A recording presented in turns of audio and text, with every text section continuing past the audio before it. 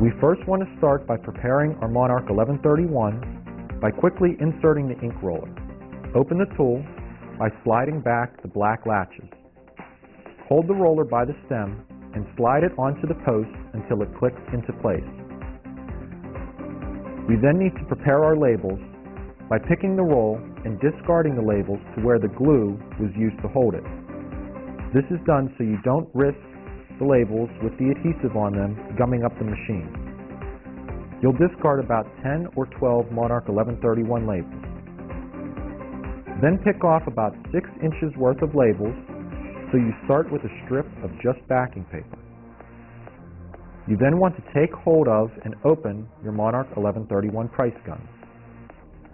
Make sure the labels are coming off the top of the roll and click the label roll into place between the two light gray roll holders. Then drape your backing paper over the peel bar and close the Monarch 1131. Flip the gun and covering the white roller, feed the backing paper into the opening. When the paper meets resistance from the feed wheel, keep your hand on the paper and with your other hand begin clicking the hand trigger. The backing paper should start to tighten up and printed labels should start coming out the top of the gun. Finally, tear off and discard the backing paper.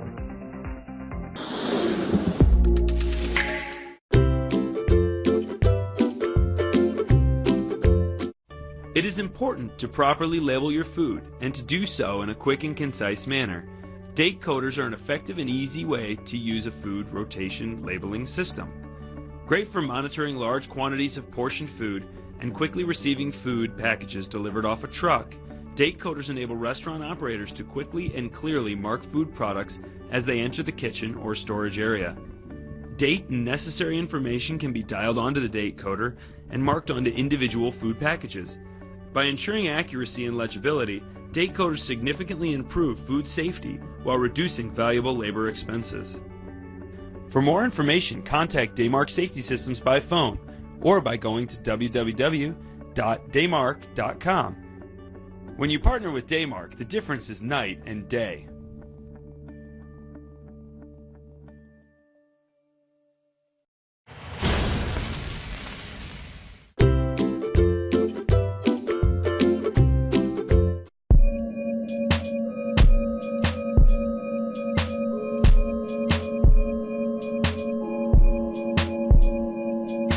Assembling the tagging gun. Unlock the needle lock by moving the needle lock from left to right, commonly referred to as moving the needle lock from 9 o'clock to 3 o'clock. Insert the needle, ensuring that the slot on the needle is aligned with the slot on the tagging gun. Improper needle insertion can cause the attachments to jam. Lock the needle lock by moving the needle lock from right to left, commonly referred to as moving the needle lock from 3 o'clock to 9 o'clock. Hold the clip of attachments by the spine about 1 inch to 2 inches from the bottom and insert the clip into the clip opening on the top of the tagging gun until you hear and feel the clip click into place. Do not force the clip into place. Doing so can interfere with the indexing system on the tagging gun. Using the tagging gun.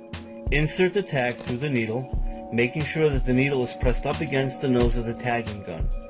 Insert the needle all the way through the fabric so that the fabric is touching the tag right up against the nose of the tag. Visualize that the spoon opening at the tip of the needle has cleared the fabric and is completely visible. The spoon opening is the exit way for the tail of the attachment, and if not completely cleared, the attachment will not feed through the garment.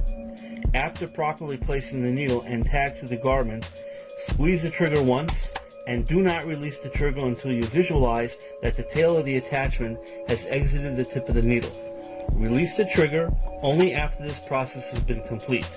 The trigger must return to its complete neutral position prior to tagging the next item. Releasing the trigger early or not visualizing the tag exiting the needle will cause unnecessary retriggering that can damage the indexing system, which advances the attachment. and can cause jams or misfeeds. This also leads to wasted attachments by retriggering. Removing the clip of attachments. To properly remove the clip of attachments, press the trigger and pull the clip out from the top. Pulling the clip out from the top without engaging the trigger will dislocate the indexing system, which advances the fastener and can cause jams and misfeeds. Clearing a jam. In the event that the tagging gun jams, do not re-squeeze the trigger. Doing so will damage the indexing system and internal parts. Simply remove the needle and clear the plastic debris from the nose of the gun. Once the needle has been removed and the debris has been cleaned, the trigger will return to the neutral position and the gun will be operable. To recap, proper assembling and operation of the tagging gun will allow for continuous use of the gun with minimal production delays and wasted attachments. Always remember to follow these 5 key operational guidelines. Number 1, properly insert the needle.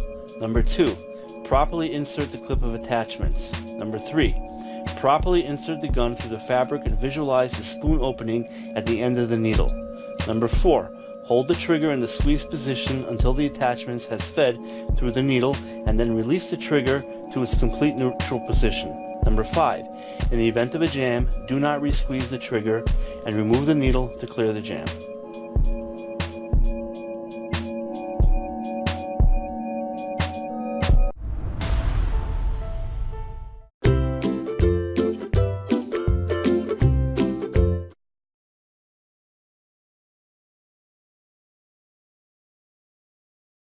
Open the label roll holder by pulling upwards using the hole provided.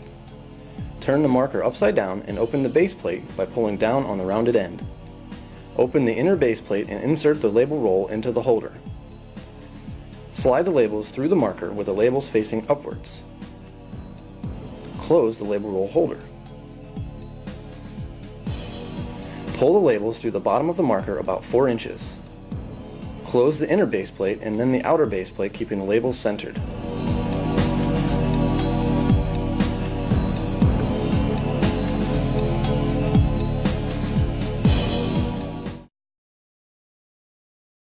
Ink roller holder on the front of the marker by pulling outwards. Replace the ink roller by pressing gently to remove and replace with a new ink roller.